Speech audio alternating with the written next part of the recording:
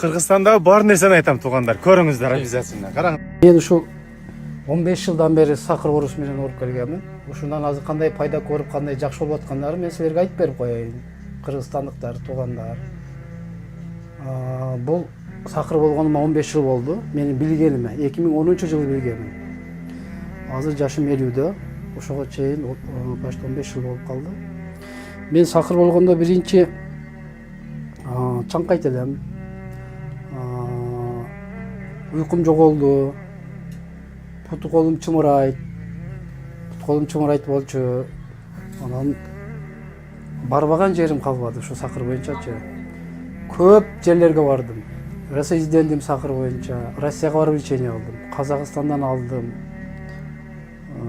Өзбекстандан барып Кожобаттан алдым. Специально сакыр боюнча алдым. Бишкектен алдым, Оштон алдым, Өзгөндөн алдым. Эми кыскасы барбаган жерим калбады да, издендим ушу жакшы болуп кетейин деп. Мунун причиналары ушу уйкум жок. 4 маал ишке чыгам түндөсү. Путу колум чымырайт. Кубат жок. Көп узучуга бара албаймын. Көпчүлүктү каалабаймын. Башым ооруйт. Жаткым келет, уйкум келет. Анан мен Бишкекте больницада жаттым. Бир бай адам менен жаттым. Бул бай адам конный завод, жылкы заводу бар киши менен жатып калдым. Анан ошол киши бирөөдөн угуптур да. Карышкырдын этин жесең сакыр жок болот дегенди угуптур ол киши. Анан ол айтты, бек, мен деди карышкыр атырып келем деди, экөөбүз жейбиз деди. Анан майда деп больницадан чыккандан кийин бул киши $1000 аттырып келем деди. Анан $1000 мен чындыгында акча берген жокмун. Бул киши $1000 аттырып келдим деп, карышкырдын этин алып келип, экөөбүз бир апта карышкырдын этин жедик биз Бишкекте. Ошо сакыр жок болот дегенден. Бирок мен эчтеке результат берген жокмун. Жок болгон дагы жок, түшкөн дагы жок. Ошол эле акыбалда жүрө бердим. Ошондо деле ушул уйку жок. Путу колум чымырайт, тез ишке чыгам. Андан кийин көзүм зрениям кетти. Начарлап калды көзүм. Сакырдан. Мен өзүм ош Бишкекке такси кылчумун.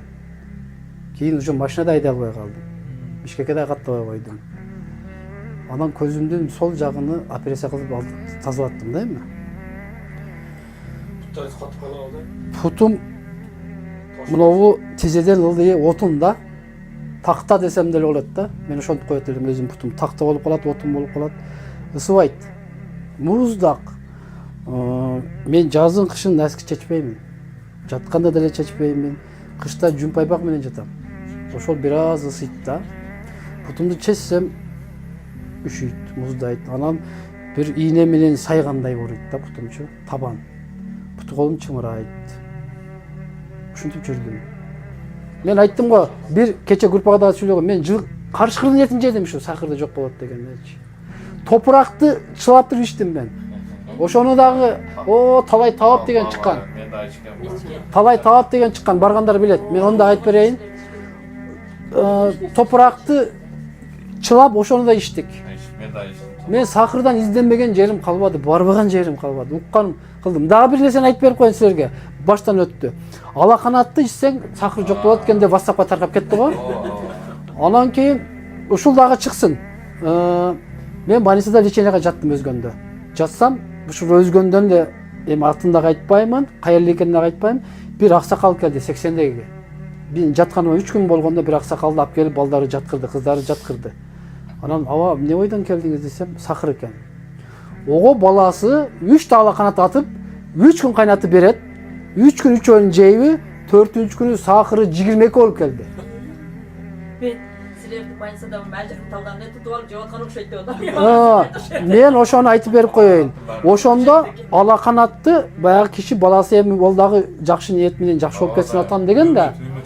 Ол 3 öğün атып келет экен дагы. 3 öğün 3 күн кайнатып жеп алат экен. Анан келди, сакыры 22 менен келди, аксакал эми жаш өтүп калган. Анан врач айтты, эмне болуп нарушение кылдыңыз аба, эмне көтөрүп алдыңыз деди эле. Айтпады. Врачка айтпады. Эмне болгонунчу? Билбейм, балам көтөрүлүп кетти дагы. Врач чыгып кетет го входдон кийин. Анан бизге айтты, балам алаканат атып келди эле үчөөнү жеп кайнатып ичтим эле, анан уже сакырым көтөрүлүп кетти атпайбы. Ошон үчүн айтып коеюн, айыр нерсени кыла бербегиле туугандар. Вообще кылбагыла, бул болбойт нерсе. Топурагам ичтим мен, карышкырдын эчин жедим, алакантты бирок жеген жокмун. Алакант жеген жокмун. Ошо жегендерди көрдүм. Аны дагы көрдүм. Анан ушинтип жүрүп бир YouTube'дан көрүп калдым, ошо Өзбекстандан стоп диабет деп көрүп калдым. Анан onu окуп чыгып, жакшы болгондордун комментарияларын окудум. Анан мен ушул балдар менен байланышка чыктым. Анан ушу силердин стоп диабетиңерди укканыңардан кийин мен Өзбекстанга бардым өзүм. Кыдыршага барып, Беговаттан таможнядан өтүп, силер менен туугандарым бар, ал жерде эжем бар, жездем бар, аларга чалдырып, силер менен байланыштырып туруп, анан мен өтүп 2 күн жаттым ошол жерде.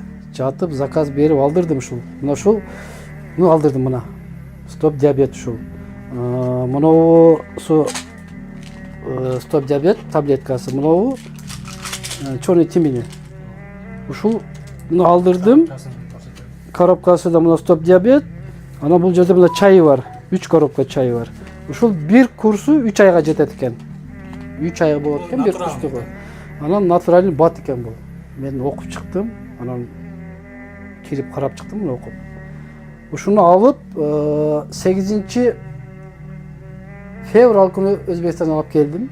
10 февраль күнү баштадым ичишти. Ичип бүгүн Кудай кааласа 16 күн болду ичкениме.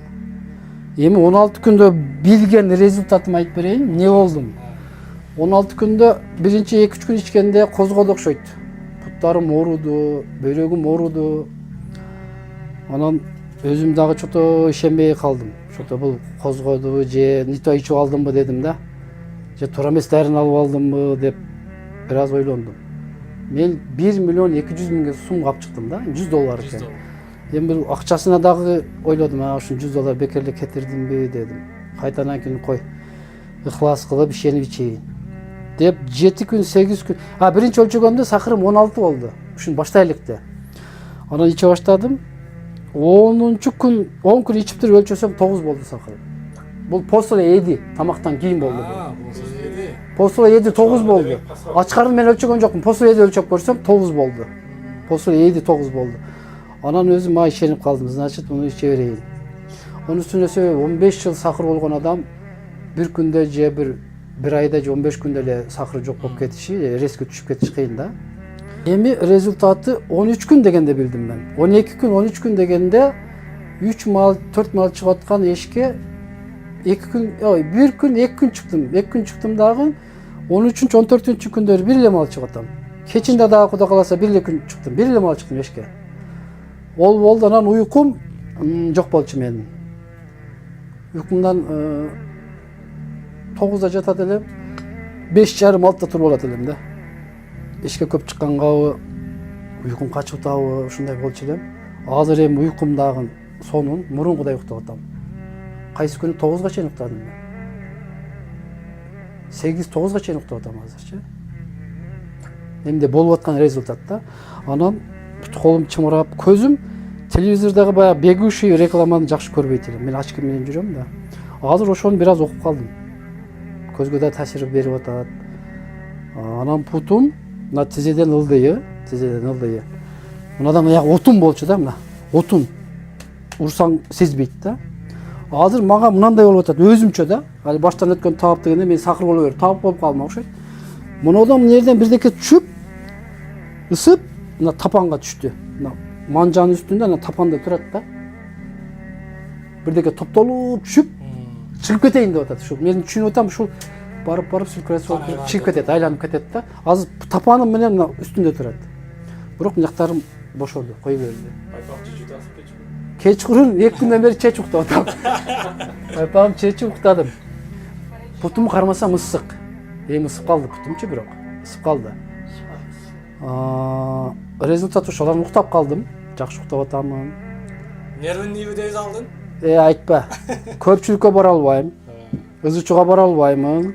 6 адам 7 адамдан өткөндөн кийин көпчүлүккө бара албайм. Анан бирөө менен тез эле урушуп кетем. Тез эле бакырышып, кыйкырышып, тарс турс. Керек болсо минип жүргөн машина менен эле уруп берет элем, тарс турс этип берет. Ушундай немелер причиналары бар эле.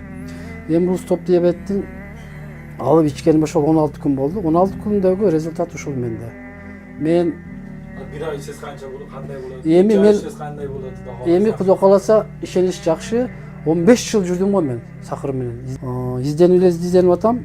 Бирок стоп диабетти алгандан бери Кудога шүгүр. Дартты ала берет, шифаны ала берет дейт го. Бирок Куда кааласа силер себепчи болуп каласыңар да. Өткүрбек менен Дастанбектер силер себепчи болуп каласыңар. Мен бирок баарын эле айтам. Ушу сакыр диабет менен ооруп аткандарга алып ичкиле. Куда кааласа жакшы результат берип атат. Ана топтоду го мана сагыр. Мына ушул отургандар ушул кичине диабет менен ооругандар экен. Анан мен больницага ар 6 айдан жатам. Ар 6 айда жатканда эми акчасын да айтыш керек да 15 миңден кетет. Ар 6 айда 15 миңден кетип турат. Бирок ал убактынча болуп атат да. 10 күн жатсам 16-17 миң жатам, 6-7ге түшөт. 3 күн 4 күндөн кийин эле кайта ошол көтөрүлүп кетет. Бирок диетаны кармап атам. Анан инсуфордун 500-дүн ичем. Пакет ичип атам. Жатаарда бир таблетка ичип коюп атам. Себеби врач мага ошондой деди, пока ошол ичип туруң деди. Ичип атам 500-дүгүн. Кийин акырын чыгарып берет да. Анан эми врачтын айтышы боюнча 1 ай 2 ай ичип тура бериң, анан сакырыңыз нормалашкандан кийин аны ичпей койсоңуз дагы болот деди. Бирок мен сакырлык диабеттерге айтайын, сакыр жок болуп кетпейт. Негизи бул диабет дагы жок кылып бере албайт. Бул просто кармап турат да. Норма кылып кармап турат экен. Симптомдорун жоготот. Эми жоготот экен. Ушул мына пут ооруган, көз ооруган, уйкуну, чымырагандарды жоготуп берет экен. Ушуну нормалдаштырып алсак, 6-7де жүрсөк, бизге нормальный болот. Сакырчы. Эми ошону да өзүбүз дагы диетаны кармашыбыз керек. Анан баягы көп настроение болбош керек. Бул сакыр байлардын оорусу деп коет да. Сакырды ошондой айтат да, байлардын оорусу дейт. Мына сакыр менен ооругандар баары бай адамдарбыз да биз. Шириндер деп эркелетип коеюн, шириндиктер. Анан ушул диетаны да кармашыбыз керек.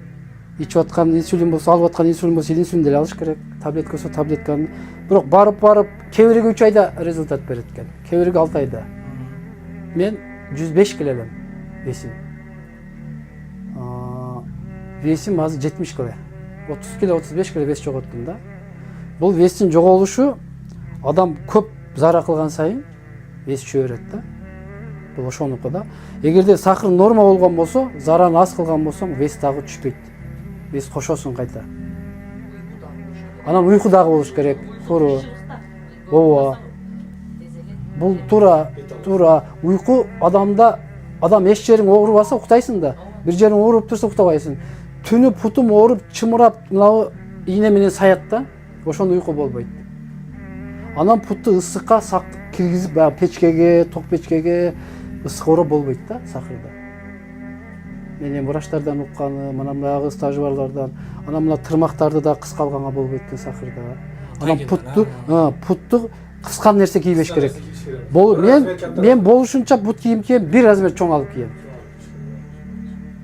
Анан сакыр адам баняга, сауна, немеге парга киргенге болбойт да. Мен себеби бир парга кирип алып жыгылып калганмын. Сакыр көтөрүп берет экен. Ошон үчүн парга да кирбейм азыр. Мындайлы жуунуп чыгам.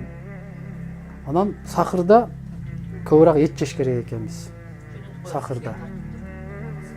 Мен ушинтип угам, анан өзүм деле этти көп жейм. Жылкын эти болот да сакырга. Жесе болот свежий малында. Малдын этин жесе болот, кара эттерин. Тобоктун этин жесе болот, только терисин сыйрып салыш керек. Терisi көтөрүп салат холестеринге. Эчкинин этин дагы болот деп калат. Тукум болот, жумуртка болот жесеңиз болот дейт. Анан койдун эти, шорпосу бир аз көтөрөт экен сакырды. Себеби мен шорпосун ичип, койдун этин жеп көрүп, өлчөп көргөм да, результатын билгенмин. Ошон үчүн койдун көшүнү, давленияны да көтөрөт. Анын менин давлениям наоборот сакыр болгондон бери кээ бир айтат, сакырда давление көтөрүлөт дейт. Менде көтөрүлбөйт. 110'da 80, 110'da 70, 100'e 80, 100'e 70 жүрөм. Сакыр болгондон кийин ушинтип калдым. Сакыр болгонго чейин 120'da 80 жүрчүмүн деп ойлойм. Азыр наоборот болуп калды. Ал эми бул сакырда көбүрөөк өзүбүздүн диета кармашыбыз керек. Азыр ичип аткан дарыларды ичип туруш керек, ширинге аралашпаш керек. бул боло берет деген болбойт да сахарда. Нан деле сахарды көтөрөт. Нан көтөрөт экен. Анан эми биз болушунча карандан жешибиз керек экен. Бул өзүбүздүн сахарный диабеттергечи народный магазиндерде, чоң магазиндерде өзгө кантыбыз бар, печеньебиз бар, өзү жей турган, нандарыбыз бар, ошолорду алып жесек болот. Мына түрттүн дагы пайдасы жакшы. Түрт жеш керек сахарга көбүрөөкчү. Сахарда түп дагы жакшы. Анан баягы боло берет деп ичип жеп алсак, өзүбүз кыйнап коебуз да. Бул сахарда орто жүрүшүбүз керек. Сүйүнүп кеткенден болбойт бизге. Резкий кап болгондон болбойт. Эми энди ушул результаттар Кудай кааласа баары жакшы. 16 күндө шуну билдим. Дагы мына Кудай кааласа 1 ай чейинчи Алла шифа берип, дагы сахарларым нормалашып калса, дагы болгон результаттарды айтып турабыз. Мына группаларыбыз ачылып калды. Ошо группаларда болгон мен сайратма эмесмин. Мен силерди тааныбаймын. Бир сом пулуңарды алганым жок. Мен болгону гана айтып атамын. Себеби туруусун айтыш керек да, туурабы? Бул жерде кээ бирлер болуп калышы мүмкүн. Мен силерди тааныбайм, билбейм. Бирок силер себепчисиңер да ушуга. Силер менен сүйлөшүп, ушуну алып ичип атабыз. Mana bizni qonaq qilib o'tiribsiz hozir. Эми ушу үйгө чакырдым бүгүн Кудай кааласа келгиле деп. Эми Аш кылдык mana өзгөн киришти. Тааныш болуп калдык. Силер көп адамдарга себепчи болуп каласыңар. Колдон келсе ушул консультацияларды бергиле. Анан мүмкүн болушунча ушу диабетти мен угуп калдым. Поделкасы самопал бар дептир. Ушуну чыгарбасын.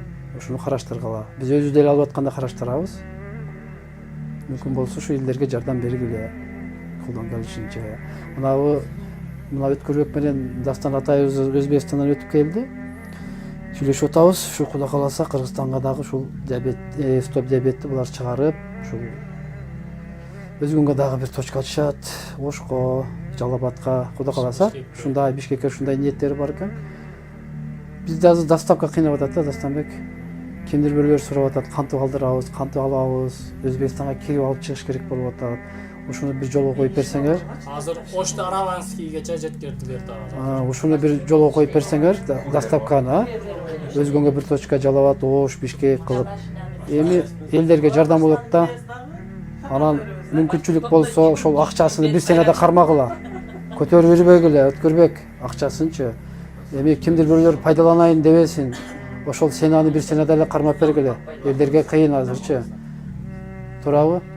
Эми менин айтайын дегенимчи, $100 $200 эгерде ошондон шифа тийсечи, биз шифа тапсакчы акчабызга урунбайбыз.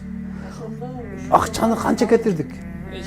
Бирок ошону ичип алып дагы пайда бербесе, ачышып каласың да. Пайда берип атса, ачышпайсың. Шифа берсе. Мына мен азыр группада 350 адам болуп калдык да.